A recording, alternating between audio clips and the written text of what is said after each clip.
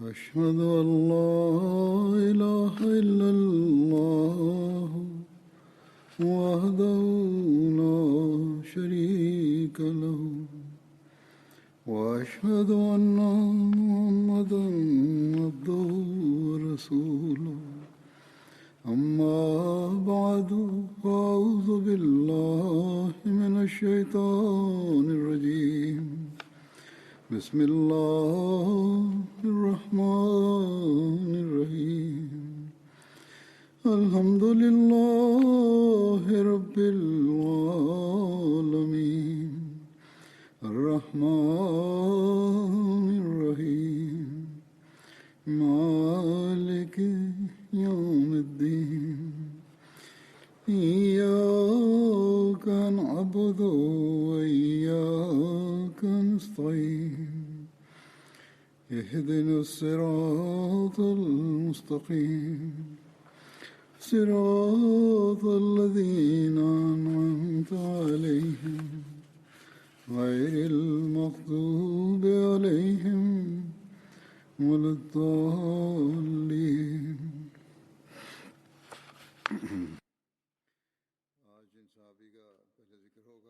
After reciting the Tashahhud, Ta'awuz and Surah Al-Fatiha, Hazrat Khalifatul Masih V, Ayyadahullah Ta'ala bin Nasr al-Aziz stated, the first companion who shall be mentioned today is Hazrat Auf bin Haris bin Rifa Ansari radiyallahu ta'ala anhu. According to various narrations, his name has been recorded as Auf bin Afra, Auf bin Haris, and Oz bin Afra.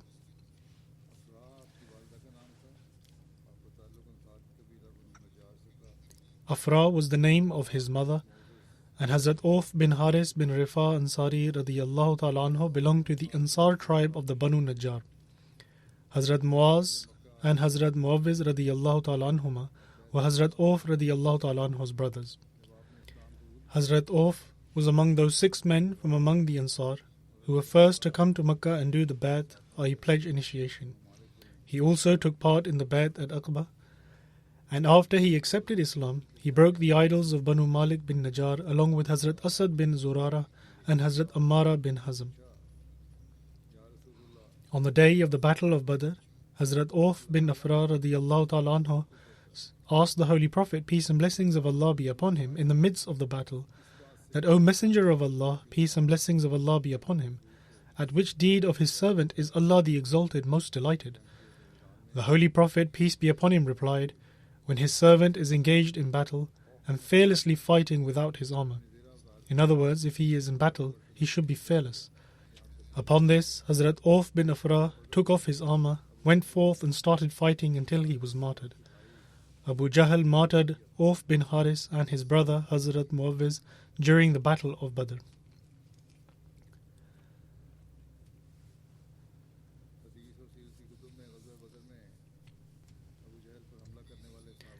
The names of those individuals who attacked Abu Jahl during the Battle of Badr are mentioned in the Hadith and in the books of history, and Auf bin Afra is mentioned among them as well, and this has previously been mentioned as well. In Sunan Abi Dawud it is mentioned that his name was Auf bin Haris, and he was generally known by these 2 names. In any case, Hazrat Auf bin Afra radiyallahu ta'ala anhu was among those who killed Abu Jahl, and he also attained martyrdom during the Battle of Badr.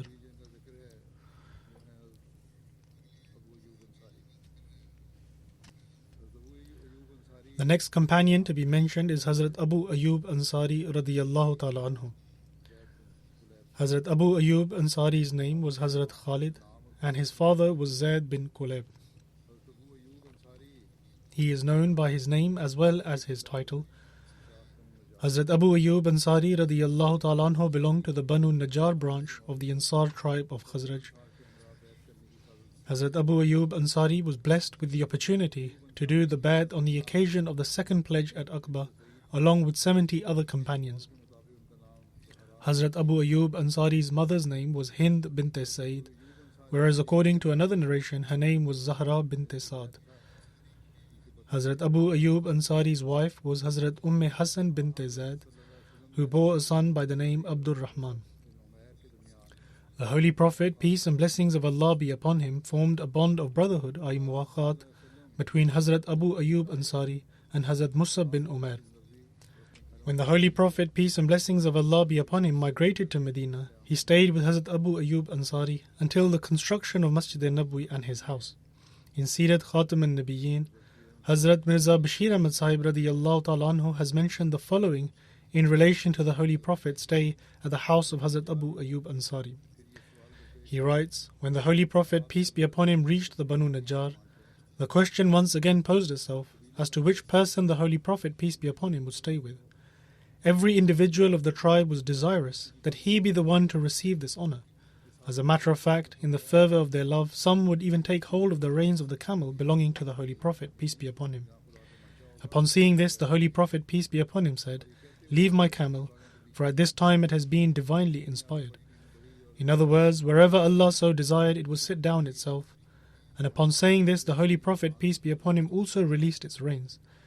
The camel gracefully advanced and sat down when it reached the place where later the Masjid al-Nabwi and the living quarters of the Holy Prophet, peace be upon him, were built. At the time, this was an uncultivated plot of land which was the property of 2 children from Medina. Immediately, however, it stood up and began to move forward. But after a few steps, it once again returned to its initial place of resting and sat down. The Holy Prophet, peace and blessings of Allah be upon him, then stated that it seems as if the will of Allah desires that this be our place of residence. After this, the Holy Prophet, peace be upon him, supplicated to Allah and dismounted from his camel. The Holy Prophet, peace be upon him, then inquired as to whose home was closest from that place. Abu Ayyub Ansari rushed forward and said, "O Messenger of Allah, peace and blessings of Allah be upon him, it is mine, and this is the entrance to my home. You are most welcome." The Holy Prophet, peace and blessings of Allah be upon him, said, "All right, then go and prepare a place for me to stay." Abu Ayyub Ansari immediately prepared his home and returned. The Holy Prophet, peace and blessings of Allah be upon him, proceeded inside along with him. This was a 2-story home, and Abu Ayyub desired that the Holy Prophet, peace be upon him, stay on the top floor. However, taking into consideration the ease of those people who would come to visit, the Holy Prophet, peace and blessings of Allah be upon him, preferred the ground floor and resided there. At nightfall, Abu Ayyub and his wife could not sleep all night in the thought that the Holy Prophet, peace and blessings of Allah be upon him, was beneath them and they were above him. In addition to this, it so happened that during the night a pail of water broke on the roof. In his fear, Abu Ayyub quickly placed his quilt over the water to dry it, in order to prevent even a single droplet of water from seeping through to the ground floor. In the morning, Abu Ayyub Ansari presented himself before the Holy Prophet, peace and blessings of Allah be upon him, and implored the Holy Prophet, peace be upon him, to stay on the top floor. At first, the Holy Prophet, peace be upon him, hesitated, but upon witnessing the insistence of Abu Ayyub Ansari, he agreed. The Holy Prophet, peace and blessings of Allah be upon him, stayed in this home for 7 months, or according to Ibn Ishaq, he remained here until the month of Safar, 2nd Hijri. In other words, the Holy Prophet, peace be upon him, remained here until the construction of Masjid al-Nabwi and the adjacent living quarters of the Holy Prophet, peace be upon him. Abu Ayyub would present food to the Holy Prophet, peace be upon him, and then whatever would remain of it, he would eat it himself. Due to his love and sincerity, he would eat from where the Holy Prophet, peace and blessings of Allah be upon him, had taken his food. Other companions would also present food to the Holy Prophet, peace and blessings of Allah be upon him. Hazrat Muslim Maud radiyallahu ta'ala anhu has also narrated this incident. At times there are certain additional details mentioned which have not been heard before, therefore I shall quote the incident in his words as well. Although the incident is more or less the same, however, Hazrat Muslim Maud radiyallahu ta'ala anhu has his own unique style of narrating them. He writes that while the Holy Prophet, peace be upon him, was in Medina, everybody longed to have the honor of being his host. As his camel passed through the streets, families would line up to receive the Messenger of Allah, and with one voice they would say, "O Messenger of Allah, peace and blessings of Allah be upon him, here we are with our homes, our property, and our lives to receive you, and to offer our protection to you. O Messenger of Allah, peace and blessings of Allah be upon him, come and live with us. Many would show greater zeal and would go forward and hold the reins of the camel and insist on the Holy Prophet, peace be upon him's dismounting in front of their doors and entering their houses. But politely the Holy Prophet, peace be upon him, would refuse, saying, "Leave my camel alone, for she is under the command of God, and she will stop where God wants her to stop." Ultimately, he stopped on a site which belonged to orphans of the Banu Najjar tribe. The Holy Prophet, peace and blessings of Allah be upon him, dismounted and said, "It seems that this is where God wants us to stop." Thereafter, the Holy Prophet, peace be upon him, inquired as to who the land belonged to. The guardian of the orphans came forward and informed the Holy Prophet, peace be upon him, and then offered the site for the use of the Holy Prophet, peace be upon him. The Holy Prophet, peace be upon him, replied that he would not accept the offer unless he were allowed to pay. A price was settled, and the Holy Prophet, peace be upon him, decided to build a mosque and some houses on it. After this, the Holy Prophet, peace be upon him, asked who lived nearest to the site.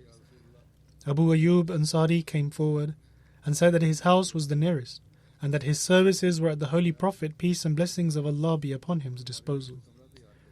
The Holy Prophet, peace and blessings of Allah be upon him, asked him to prepare a room in his house for him. Abu Ayyub's house was double-storied, and he offered to let the Holy Prophet, peace be upon him, have the upper story. But the Holy Prophet, peace be upon him, preferred to have the lower story for the convenience of his visitors. Hazrat Muslim Maud radiyallahu ta'ala anhu further writes that the devotion which the people of Medina had for the Holy Prophet, peace and blessings of Allah be upon him, showed itself once again. Although Abu Ayyub agreed to let the Holy Prophet, peace be upon him, have the lower story, but he and his wife were unable to sleep the entire night in the thought that the Holy Prophet, peace be upon him, was residing beneath them. He and his wife thought it discourteous to do so. This was an expression of their deep love. In the night, a pail of water was accidentally broken and water flowed on the floor. Abu Ayyub, fearing lest some water should drip through to the room occupied by the Holy Prophet, peace be upon him, took his quilt and with it dried up the water before any could drip through. In the morning he presented himself before the Holy Prophet, peace be upon him, and narrated the events of the night before. Upon hearing this, the Holy Prophet, peace be upon him, agreed to occupy the upper story. Abu Ayyub Ansari would prepare the meals daily and present it to the Holy Prophet, peace be upon him, and he and his family would then eat whatever remained from it. After a few days, the other members of the Ansar insisted in having a share in serving the Holy Prophet, peace be upon him. And until the Holy Prophet settled in his own house and made his own arrangements, the Muslims of Medina would take turns in presenting their services to the Holy Prophet, peace and blessings of Allah be upon him. The reference from an introduction to the study of the Holy Quran by Hazrat Muslim Maud radiyallahu ta'ala anhu is complete. And now the following is a hadith narrated by Hazrat Abu Ayyub radiyallahu ta'ala anhu. Hazrat Abu Ayyub radiyallahu ta'ala anhu narrates that the Holy Prophet, peace be upon him, came to his home, and the Holy Prophet, peace be upon him, stayed on the lower story of the house, whilst Hazrat Abu Ayyub was staying on the upper story. The narrator states that one night Hazrat Abu Ayyub Ansari radiyallahu ta'ala anhu woke up and said that they were walking above the Holy Prophet, peace be upon him, and thus moved to one side and spent the entire night in a corner. Later, when he expressed this to the Holy Prophet, peace be upon him, the Holy Prophet, peace be upon him, replied by saying that it was easier for him to remain on the lower floor. However, Hazrat Abu Ayyub said that he could not reside on the upper level, while the Holy Prophet, peace be upon him, resided beneath it. Thus, the Holy Prophet, peace be upon him, moved to the upper level, and Hazrat Abu Ayyub came down to the lower story of the house. Hazrat Abu Ayyub would prepare food for the Holy Prophet, peace be upon him, and when whatever remained from the food would be brought back to him, he would inquire from the person who brought it back as to where the Holy Prophet, peace be upon him's fingers had touched the food. And Hazrat Abu Ayyub would touch the same places, meaning he ate from the exact place where the Holy Prophet had eaten from. Once he prepared food for the Holy Prophet, peace be upon him, which contained some garlic. When the food was brought back, he inquired once again as to where the Holy Prophet had eaten from. But when he was informed that the Holy Prophet had not eaten that day, Hazrat Abu Ayyub became worried and went upstairs to the Holy Prophet, peace be upon him, to ask whether garlic was haram, i.e. forbidden. The Holy Prophet, peace be upon him, replied that no, but I personally dislike it. Hearing this, Hazrat Abu Ayyub Ansari said that if you dislike something, then I dislike it as well. Or he said that if you do not like something, then I will not like it either. The narrator says, as recorded in Sahih Muslim, that angels would visit the Holy Prophet, peace be upon him, meaning he would receive revelation for which angels would come to him. And it was due to this that the Holy Prophet, peace be upon him, disliked anything with an unpleasant odour. However, he did not say it was forbidden, i.e. haram. Another narration from Sahih Muslim is also recorded as such. Hazrat Abu Ayyub Ansari narrates that when food would be presented to the Holy Prophet, peace be upon him, he would eat from it and would send whatever was left to me. One day, the Holy Prophet, peace be upon him, sent back the food, from which he had not eaten at all, because it contained garlic. I asked the Holy Prophet, peace be upon him, whether this was haram, i.e. forbidden, to which the Holy Prophet, peace be upon him, replied that no, but I do not like it due to its smell. Upon this, Hazrat Abu Ayyub Ansari radiyallahu ta'ala anhu said that I also dislike that which you dislike. There is another narration from Musnad Ahmad bin Hanbal in which the same incident has been recorded in the following manner. Abu Ayyub Ansari radiyallahu ta'ala anhu narrates that the Holy Prophet, peace be upon him, stayed on the lowest story of our home while I was residing on the upper level. Once some water spilled on the upper level, and so I, along with Ayyub, began drying the water with a sheet of cloth, for fear that lest some water drips onto the Holy Prophet, peace and blessings of Allah be upon him. Then I nervously went before the Holy Prophet, peace be upon him, and submitted, O Messenger of Allah sallallahu alaihi wasallam, it feels inappropriate for us to be residing above you. I request that you move to the upper level. Thus, upon the instruction of the Holy Prophet, peace be upon him, his belongings, which comprised of very little, were moved to the upper level. I then submitted, O Messenger of Allah, may peace and blessings of Allah be upon him, whenever you sent some of your food back to me, I would find the imprints of your fingers and would place my hand on the very same place. However, today, when you sent some food back to me, I did not find the imprints of your fingers. The Holy Prophet, peace and blessings of Allah be upon him, replied that you are right. Actually, it contained onions. Here, onions have been mentioned instead of garlic. And the Holy Prophet, peace be upon him, continued that I do not wish to eat it due to the fact that there is an angel who comes to visit me. However, you may eat it. Hazrat Abu Ayyub Ansari radiyallahu ta'ala anhu had the honor of accompanying the Holy Prophet, peace be upon him, in all the battles, including the Battle of Badr, Uhud and Khandaq. Hazrat Abu Ayyub Ansari radiyallahu ta'ala anhu relates that on the day of Badr, the Muslims were arranging themselves in rows when some people moved ahead of the row. The Holy Prophet, peace and blessings of Allah be upon him, looked at them and said that remain with me, meaning they should remain behind him and not move ahead of him. Then there is a narration in regards to the night following the marriage of the Holy Prophet, peace be upon him, with Hazrat Safiya. And although I have mentioned this before, when I briefly made mention of him, however I shall mention it again. At night, after the Holy Prophet, peace be upon him's marriage with Hazrat Safiya, Hazrat Abu Ayyub Ansari stood guard outside the tent with his unsheathed sword and remained on guard for the entire night, circling all four sides of the tent. In the morning, when the Holy Prophet, peace be upon him, saw Hazrat Abu Ayyub outside the tent, he asked him that, O Abu Ayyub, what is the matter? He replied, O Messenger of Allah, peace and blessings of Allah be upon him, I fear this woman may harm you, for her father, husband and the people of her nation have been killed, and she has only recently become a believer. Thus I stood guard the entire night for the sake of your security. Upon this, the Holy Prophet, peace be upon him, prayed for Hazrat Abu Ayyub Ansari that, O Allah, protect Abu Ayyub just as he spent the entire night for the sake of my protection.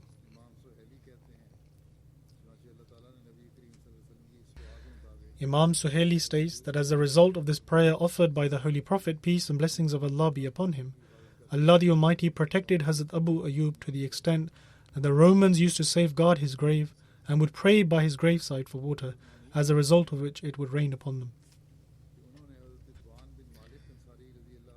Hazrat Mahmud states that he heard from Hazrat Itban bin Malik Ansari radiyallahu ta'ala anhu, who was among those who were present alongside the Holy Prophet, peace be upon him, during the Battle of Badr,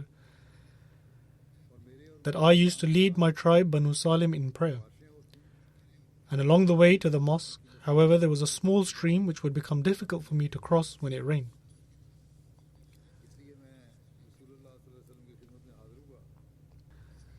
He further stated that therefore I went to the Holy Prophet, peace and blessings of Allah be upon him, and submitted that my eyesight has weakened significantly. When it rains heavily, the small stream between my place of residence and the rest of the people becomes flooded, and it becomes difficult for me to cross. Thus, it is my wish, O Messenger of Allah, may peace and blessings of Allah be upon him, that you come to my home and offer your prayers here, after which I will turn my house into a mosque. The Holy Prophet, peace and blessings of Allah be upon him, replied by saying that he would come. And so the next morning, the Holy Prophet, peace and blessings of Allah be upon him, and Hazrat Abu Bakr radiyallahu ta'ala anhu came to my home after sunrise. Upon reaching the door, the Holy Prophet, peace be upon him, requested permission to enter. I permitted them to enter, and when the Holy Prophet, peace be upon him, entered the home, he did not sit down. Rather, he asked, "Which part of the house do you wish for me to offer prayers?" Since he had requested the Holy Prophet, peace and blessings of Allah be upon him, to come and offer prayers, the Holy Prophet asked where he wished for him to offer his prayers. And so I pointed to a corner of the house where I wished for the Holy Prophet, peace be upon him, to offer his prayers. The Holy Prophet, peace be upon him, stood up for prayer and said Allahu Akbar, and we stood behind him forming a row for the prayers. The Holy Prophet, peace be upon him, led 2 rakats of prayer and then offered the salam.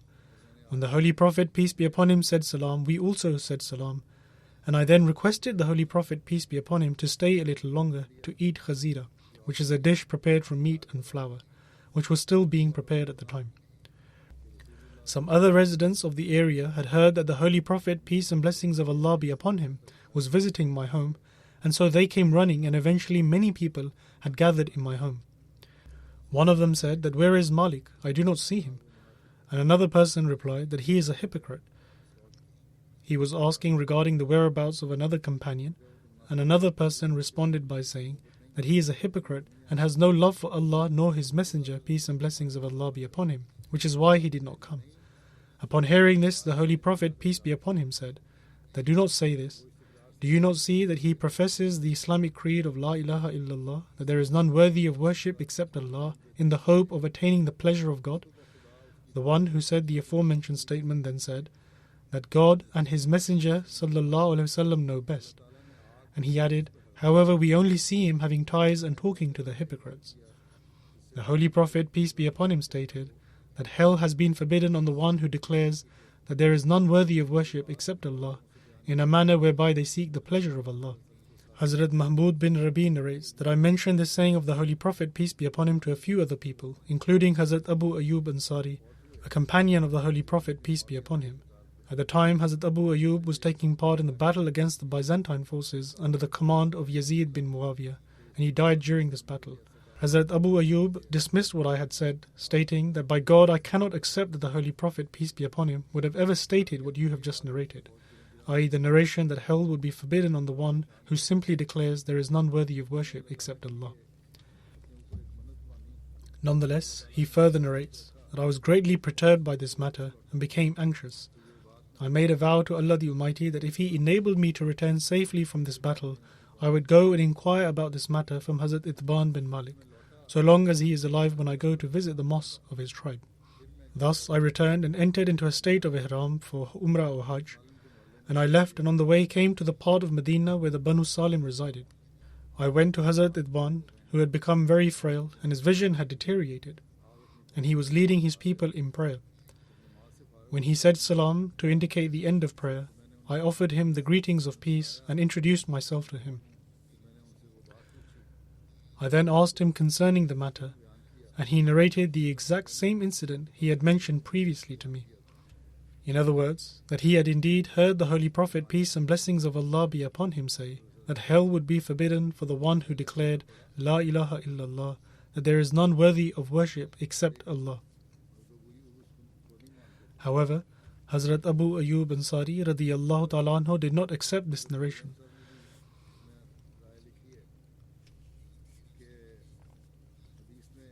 Hazrat Mirza Bashir Ahmad Sahib radiyallahu ta'ala anhu has also written his opinion on this matter. In the hadith it states that man qala la ilaha illallah yabtaghi bizalika wajh Allah. In relation to this, Hazrat Mirza Bashir Ahmad Sahib radiyallahu ta'ala anhu has quoted the entire hadith. However, I shall read the translation, which will shed further light on this matter. He writes that Mahmud bin Rabi narrates that I heard from Itban bin Malik that the Prophet of Allah sallallahu alaihi wasallam said that Allah the Exalted has prohibited the fire of hell upon all those who in full sincerity and to seek the pleasure of God alone declare that there is none worthy of worship except Allah.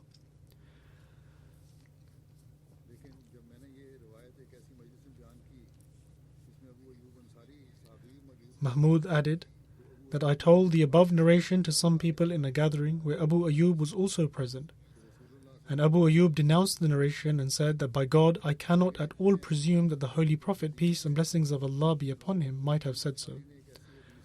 Hazrat Mirza Bashir Ahmad Sahib radiyallahu ta'ala anhu then further writes that in this hadith Hazrat Abu Ayyub Ansari refused to accept the narration on the basis of dirayat, though it seemed authentic with reference to riwayat, i.e. based on the principles of hadith related to the chain of narrators.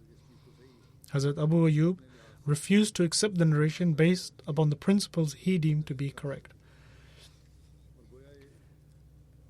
Hazrat Mirza Bashir Ahmad Sahib radiyallahu ta'ala anhu further writes that it is quite possible that the argumentation and rationalization of Hazrat Abu Ayyub Ansari is incorrect, but nonetheless this hadith is a proof of the fact that the companions of the Holy Prophet, peace and blessings of Allah be upon him, did not blindly accept every hadith that reached them. Quite the contrary, they would accept a hadith only after a thorough investigation whilst utilizing both the principles of riwayat and dirayat. In other words, Hazrat Mirza Bashir Ahmad Sahib proves from this that the companions did not just blindly accept every hadith, rather they would carefully ponder over it and study it. Under the commentary of this hadith from Sahih Bukhari, Hazrat Sayyid Waliullah Shah Sahib has written that when Hazrat Abu Ayyub radiyallahu ta'ala anhu heard this narration from Mahmud bin Rabi, he refused to accept it. Some are of the opinion that the reason he questioned this narration was because he believed that simply declaring there is none worthy of worship except Allah, la ilaha illallah, will not safeguard one from the hellfire, unless one also performs virtuous deeds alongside it. This is an established Islamic principle, and indeed this is correct. But then Shah Sahib further writes, however, the clause يَبْتَغِي بِذَلِكَ وَجْهَ اللَّهِ clarifies the meaning of this declaration of faith, i.e. the one who declares there is none worthy of worship except Allah, with full sincerity and seeking the pleasure of Allah, hell has been forbidden upon such a person. Shah Sahib further writes that Hazrat Mahmud inquired again, thinking that perhaps he was unable to memorize and recall some of the words correctly. However, after investigating, he discovered that everything mentioned in that narration was indeed correct. Shah Sahib then further writes, it is inappropriate to pass judgment in relation to a person's faith or to call someone a hypocrite openly before others. In other words, it is wrong to call someone a hypocrite or tell them that they are weak of faith before others. Because in this narration, the Holy Prophet, peace and blessings of Allah be upon him, was displeased by the same criticism of Ibn Dukhsham's character. The Holy Prophet, peace be upon him, disapproved of it being publicly announced. Instead of leading to reformation, this form of criticism leads to evil and discord. In one narration, it is mentioned that when they were at Abwa, a disagreement arose between Hazrat Abdullah bin Abbas and Hazrat Miswar bin Makhrama regarding the ghusl, i.e. washing or bathing. Hazrat Abdullah bin Abbas stated that a muhrim, i.e. one who is in a state of ihram, can wash their head, whereas Hazrat Miswar stated that a muhrim cannot wash their head. The narrator states that Hazrat Abdullah bin Abbas sent me to Hazrat Abu Ayyub Ansari, and I noticed that he was bathing between two wooden poles which had a covering around it. I went to him and offered the greetings of peace, and he inquired who it was, and I replied that I am Abdullah bin Hunayn, and that Hazrat Abdullah bin Abbas had sent me to inquire from you as to how the Holy Prophet, peace be upon him, used to wash his head when he was in a state of ihram, because it was said that one should not wash their head in a state of ihram. Hazrat Abu Ayyub radiyallahu ta'ala anhu placed his hand on the cloth covering and lowered it enough so that I was able to see his head. In other words, he lowered the screen that was used as a covering, and showed me his head and instructed the one who was pouring water over him to pour the water. And so he poured water over Hazrat Abu Ayyub radiyallahu ta'ala anhu's head, and he passed both his hands over his head. In other words, he moved them from the front all the way to the back of the head, and stated that I have seen the Holy Prophet, peace and blessings of Allah be upon him, do this. In other words, to wash the head in a way that he would pass his hands over his head and then back. Hazrat Sa'id bin Musayyib narrates, on one occasion, Hazrat Abu Ayyub radiyallahu ta'ala anhu saw a piece of straw or something similar in the beard of the Holy Prophet, peace and blessings of Allah be upon him, and removed it. He then showed the Holy Prophet, peace be upon him, what it was. Upon this, the Holy Prophet, peace be upon him, stated that may Allah remove from Abu Ayyub that which displeases him. And in a different narration, the Holy Prophet, peace be upon him, said that, O Abu Ayyub, may your difficulties be removed. Hazrat Abu Ayyub Ansari was at the front line of Hazrat Ali's army during the battles of Jamal, Siffin and Naharwan, and one can gauge the level of trust Hazrat Ali had in Hazrat Abu Ayyub from the fact that when Hazrat Ali declared Kufa to be the capital of the Muslim Empire and moved there, he appointed Hazrat Abu Ayyub Ansari radiyallahu ta'ala anhu as the governor of Medina. And Hazrat Abu Ayyub Ansari remained the governor of Medina until 40 Hijri, when the Syrian army of Amir Muawiyah under the command of Yusr bin Abi Arta invaded Medina. Owing to this, Hazrat Abu Ayyub Ansari left Medina to be with Hazrat Ali radiyallahu ta'ala anhu in Kufa. After the demise of the Holy Prophet, peace and blessings of Allah be upon him, the companions of the Holy Prophet, peace be upon him, would be given a monthly stipend from the Khalifa. Initially, Hazrat Abu Ayyub's stipend was 4,000, but during the Khilafat of Hazrat Ali radiyallahu ta'ala anhu, it was increased to 20,000. And initially 8 workers were assigned to cultivate the land belonging to Hazrat Abu Ayyub, but Hazrat Ali radiyallahu ta'ala anhu increased this to 40. Hazrat Habib bin Abi Sabit narrates that Hazrat Abu Ayyub Ansari radiyallahu ta'ala anhu once came to Amir Muawiyah and complained about an outstanding debt. Amir Muawiyah took no notice of what pleased Hazrat Abu Ayyub, but instead turned his attention to what displeased him. In other words, he overlooked Hazrat Abu Ayyub radiyallahu ta'ala anhu's predicament and instead turned his attention to what had displeased him. Upon this, Hazrat Abu Ayyub Ansari radiyallahu ta'ala anhu said that I heard the Holy Prophet, peace and blessings of Allah be upon him, say that later on you will see a change in priorities, meaning that priorities will change. Upon this, Amir Muawiyah stated that what did the Holy Prophet, peace be upon him, command you to do in such circumstances?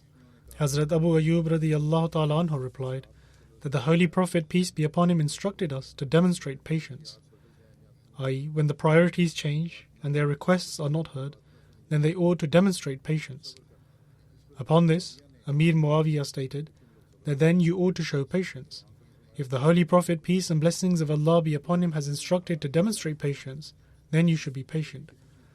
Hazrat Abu Ayyub radiyallahu ta'ala anhu then stated that by Allah, I will never make any request from you in the future. Hazrat Abu Ayyub radiyallahu ta'ala anhu then moved to Basra and stayed with Hazrat Ibn Abbas.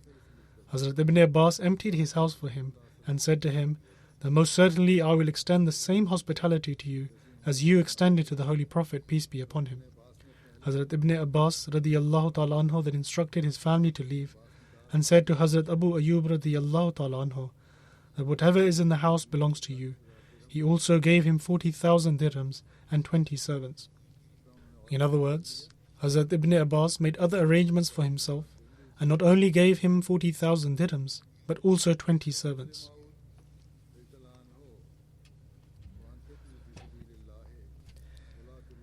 In the commentary of the verse, وَأَنْفِقُوا فِي سَبِيلِ اللَّهِ وَلَا تُلْقُوا بِأَيْدِيكُمْ إِلَى التَّهْلُكَةِ وَأَحْسِنُوا إِنَّ اللَّهَ يُحِبُّ الْمُحْسِنِينَ, that is, and spend for the cause of Allah, and cast not yourselves into ruin with your own hands, and do good, surely Allah loves those who do good. In relation to this verse, Hazrat Muslim Maud radiyallahu ta'ala anhu has stated that people have erred greatly in their understanding of this verse. That is, وَأَنْفِقُوا فِي سَبِيلِ اللَّهِ وَلَا تُلْقُوا بِأَيْدِيكُمْ إِلَى التَّهْلُكَةِ وَأَحْسِنُوا إِنَّ اللَّهَ يُحِبُّ الْمُحْسِنِينَ. Hazrat Muslim Maud radiallahu ta'ala anhu states that from this they infer that whenever they are faced with a difficulty in the way of Allah, they immediately say that this is akin to ruining oneself with one's own hands. They claim that since Allah the Almighty Himself has stated, "And cast not yourselves into ruin with your own hands," therefore they are unable to partake in such matters. However, Hazrat Muslim Maud radiallahu ta'ala anhu states that this verse does not mean that whenever a Muslim is faced with a trial from Allah the Almighty, whereby his life is under threat, he ought to run away from it and show cowardice. In actuality, the meaning of this verse is that when there is war against the enemy, one ought to readily spend one's wealth in the cause. If one does not spend their wealth, it will be akin to ruining oneself with their own hands. A narration is found in the Hadith in which Hazrat Abu Ayyub Ansari said, when he had gone to conquer Constantinople, that this verse was revealed regarding us, the Ansar. He then further stated that initially we would spend our wealth in the way of Allah, but when Allah the Almighty established His religion and honored it by granting Muslims victory, we stated that it will be better if we safeguard our wealth and save it.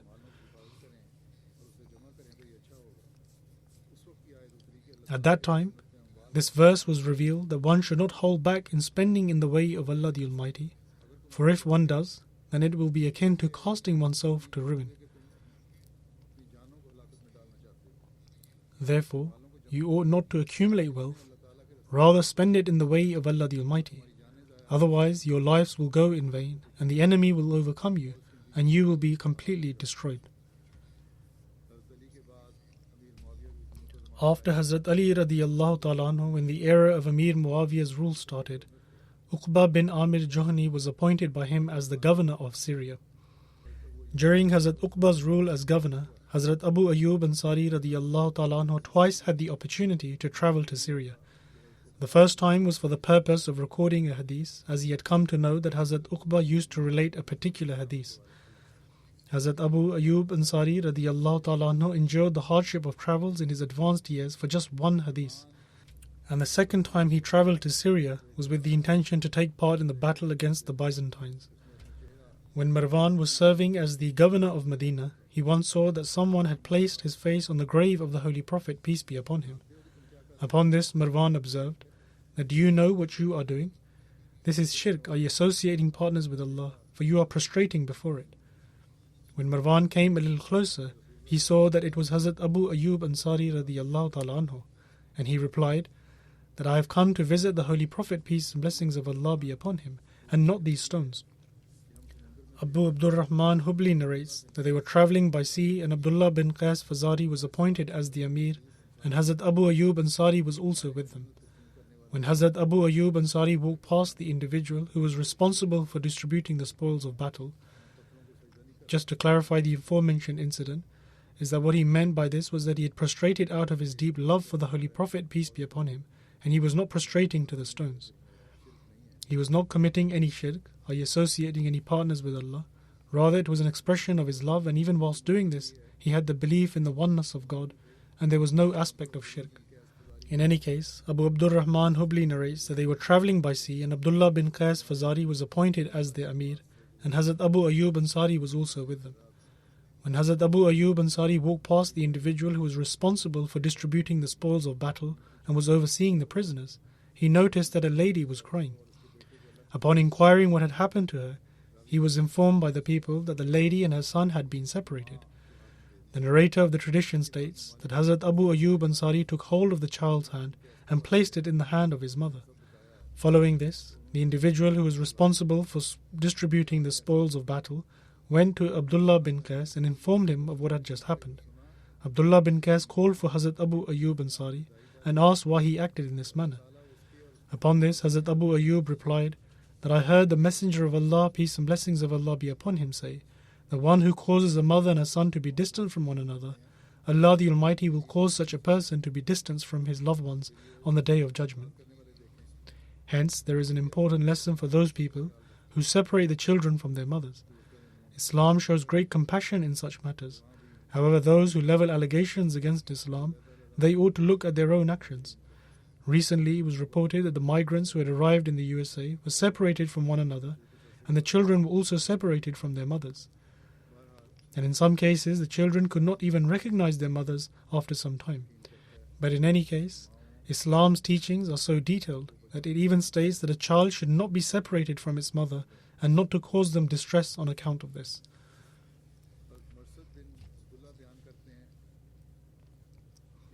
Hazrat Marsad bin Abdullah narrates that when Hazrat Abu Ayyub Ansari radiyallahu ta'ala anhu came to us to take part in jihad, Hazrat Uqba bin Amir was the governor of Syria at the time.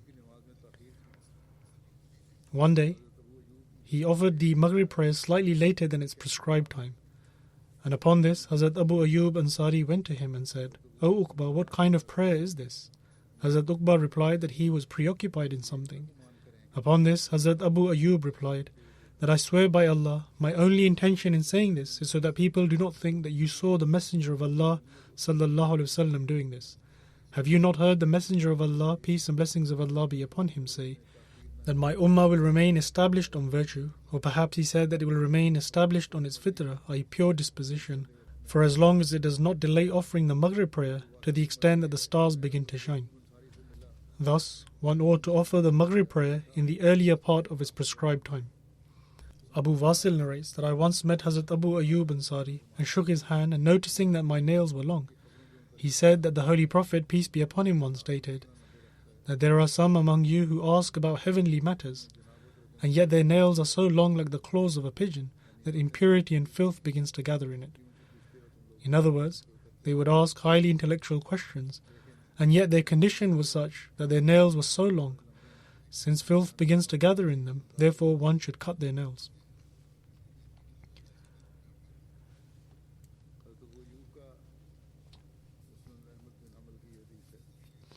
According to Musnad Ahmad bin Hanbal, Hazrat Abu Ayyub radiyallahu ta'ala anhu had such a lofty status that the companion would seek solution to various matters from him. Hazrat Ibn Abbas, Ibn Umar, Bara bin Azib, Anas bin Malik, Abu Umama, Zayd bin Khalid Juhni, Miqdam bin Mahdi, Karib, Jabir bin Sumra, Abdullah bin Yazid Khatmi, etc., who had all directly received training from the Holy Prophet, peace be upon him, would benefit from the knowledge of Hazrat Abu Ayyub. Similarly, among the Tabi'een, those who had met the companions, which included prominent individuals like Sa'id bin Musayyab, Urwa bin Zubair, Salim bin Abdullah, Ata bin Yasar, Ata bin Yazid Laysi, Abu Salama and Abdul Rahman bin Abi Layla, etc., all held Hazrat Abu Ayyub in high esteem.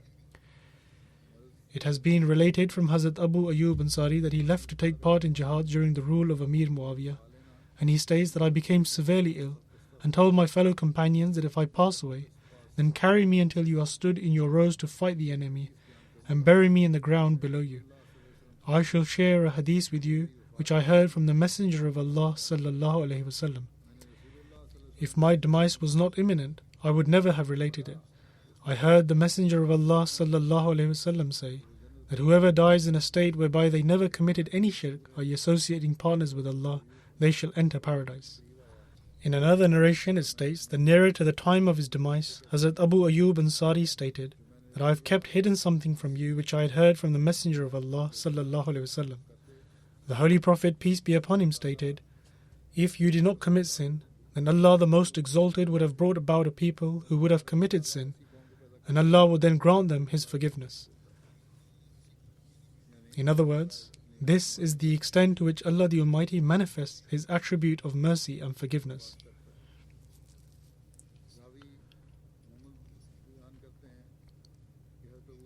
The narrator, Muhammad, relates that Hazrat Abu Ayyub Ansari radiyallahu ta'ala anhu took part in the Battle of Badr and was never absent from any of the battles in which the Muslims fought, except if he were engaged in another battle that was occurring at the same time.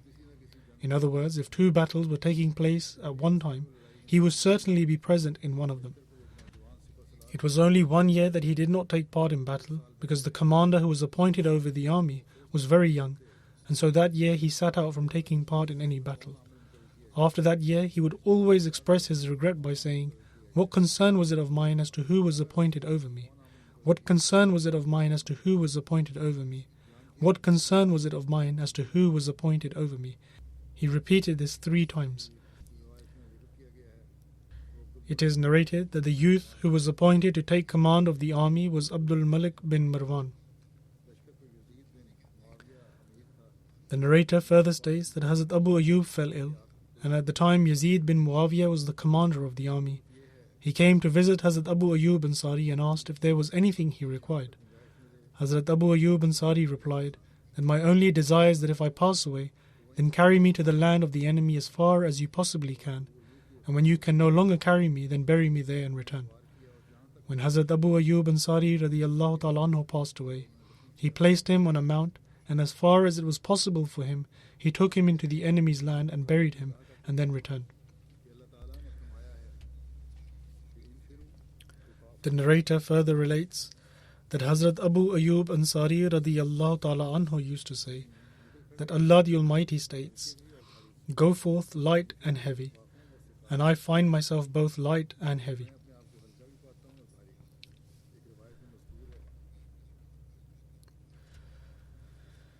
It is mentioned in a narration of a resident of Makkah that when Yazid bin Muawiyah went to Hazrat Abu Ayyub Ansari radiyallahu ta'ala anhu, he told him to convey his salam and farewell to the people, and that they should take him as far as they can go. Yazid therefore informed the people of everything Hazrat Abu Ayyub Ansari radiyallahu ta'ala anhu said to him. And so the people accepted this and carried his body as far as they possibly could. Even after the demise of the Holy Prophet, peace and blessings of Allah be upon him, Hazrat Abu Ayyub Ansari radiyallahu ta'ala anhu continued to perform jihad up until his demise in Constantinople. It is mentioned in a narration that in 52 Hijri, Yazid bin Muawiyah fought in the Battle of Constantinople during the rule of his father Amir Muawiyah, and in the same year Hazrat Abu Ayyub Ansari passed away. Yazid bin Muawiyah led his funeral prayer, and his grave is by a fortress in Constantinople. The narrator states that he learned that the Romans protect his grave and maintain it, and through him they seek water during the days of drought. According to another narration, during the rule of Amir Muawiyah, Hazrat Abu Ayyub Ansari radiyallahu ta'ala anhu fought in the battle against the Byzantine government under the command of Yazid, and he passed away and was buried near the city of Constantinople in 50 Hijri or 51 Hijri.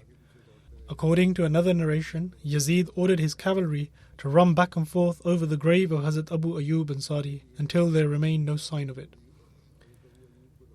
It is also mentioned that the night Hazrat Abu Ayyub Ansari was buried, the next morning the Romans inquired of the Muslims as to what they were doing at night. The Muslims replied by saying that Hazrat Abu Ayyub Ansari was among the revered companions of the Holy Prophet, peace and blessings of Allah be upon him, and had accepted Islam before any of us. We buried him as you can see, and by God, if his grave is dug up, then as long as we have authority, your bell shall not ring in the Arab lands.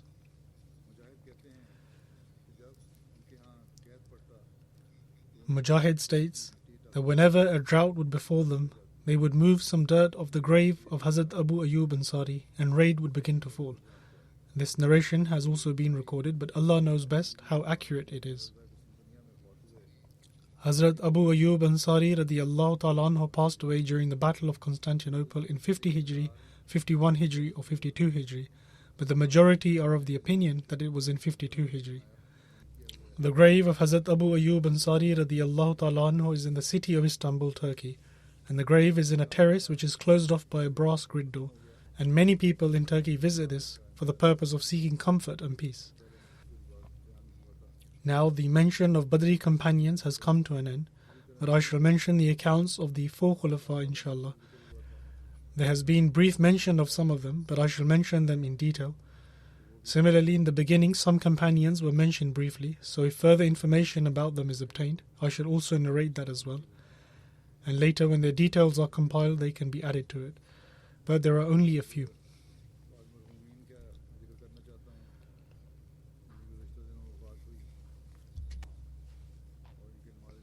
Now I wish to mention some deceased members who passed away recently, and I shall also lead their funeral prayers after the Friday prayer.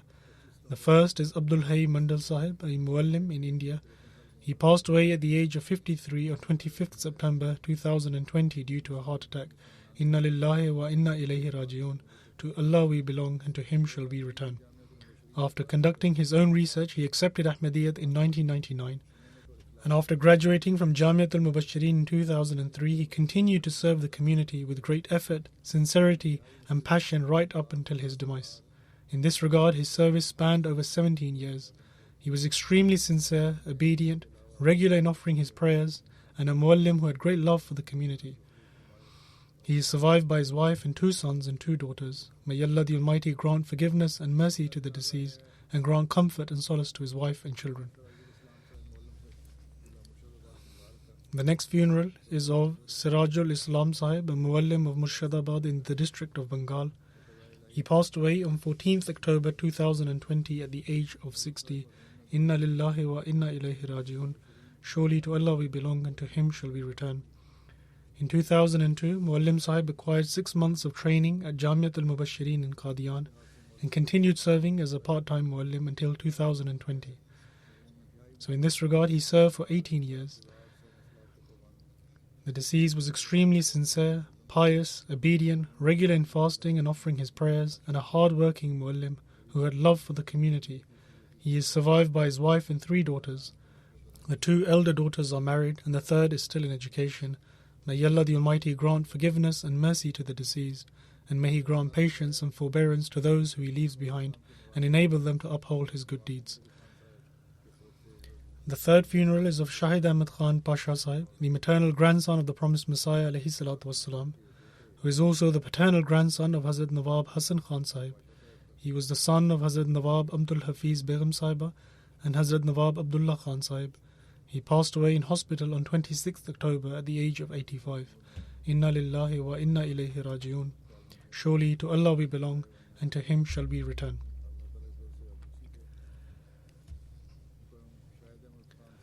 By the grace of Allah the Almighty, he was a Musi. Respected Shahid Ahmad Khan Pasha Sahib married twice. His first marriage was to Amtush Shakur Sahiba, who is the daughter of Hazrat Khalifatul Masih III Rahimahullah in 1962.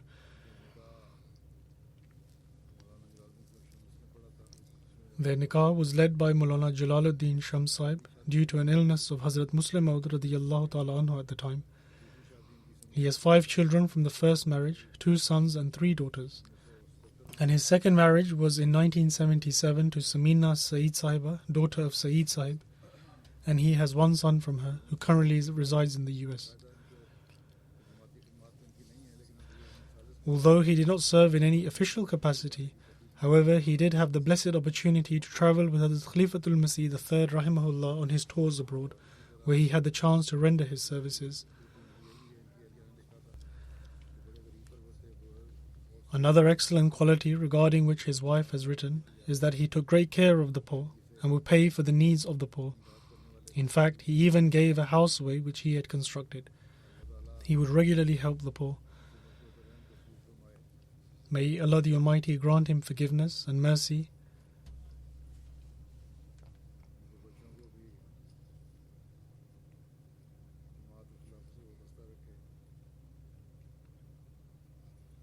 And may Allah the Almighty also enable his children to remain attached to the community and the institution of Khilafat. The next funeral is of Sayyid Masood Ahmad Shah Sahib of Sheffield, UK, who passed away on 8th September due to a heart attack. Inna lillahi wa inna ilayhi raji'un. Surely to Allah we belong, and to Him shall we return. The first time Ahmadiyyat was introduced to his family was through his father, Hazrat Sayyid Nazim Hussain Sahib radiyallahu ta'ala anhu, who in 1902 took the oath of allegiance at the hands of the promised Messiah alayhi salatu wassalam, having travelled to Qadian at the age of 20. Sayyid Masood Shah Sahib took a permanent residence in Sheffield after moving to the UK.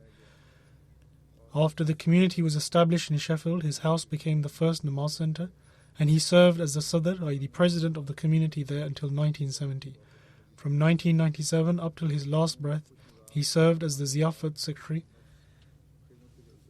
The deceased was good-natured, hospitable, noble, full of passion to serve, compassionate to the poor, and a pious, sincere human being. He had unbounded love for Khilafat. His daughter, Dr. Aisha Sahiba, says that he would always strive for us to develop a bond with the community and Khilafat in particular, and he would advise us to go meet the Khalifa after every 6 months.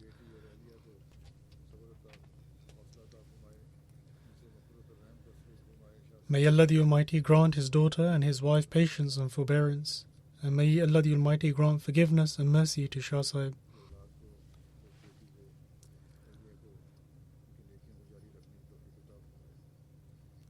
And may Allah the Almighty enable his daughter and his wife to uphold and continue his good deeds.